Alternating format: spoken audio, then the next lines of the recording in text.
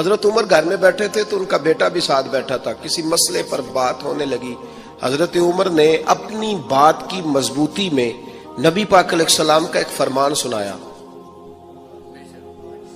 تو آپ کا صاحبزادہ کہنے لگا ابا جی وہ تو ٹھیک ہے، لیکن جب یہ لفظ اس کی زبان پہ تو حضرت عمر نے تلوار نکال لی.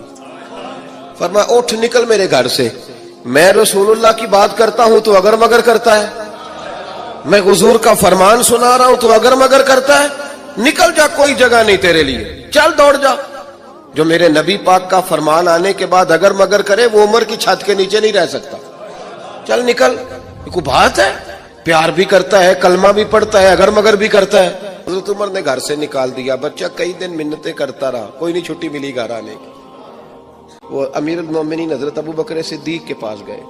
کہنے لگے ابا جی سخت ہیں، آپ کو پہلے بھی پتا ہے، میری سفارش تو کریں.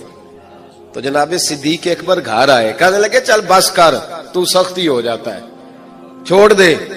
کہنے لگے ابو بکر تمہیں پتہ ہے اس نے کیا کیا ہے؟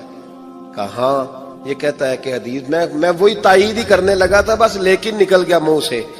کیا لفظ ہے حضرت عمر کے. فرمانے لگے ابو بکر دل پہ ہاتھ رکھ کے بتا، تیرا بیٹا ایسے کرتا تو کیا کرتا؟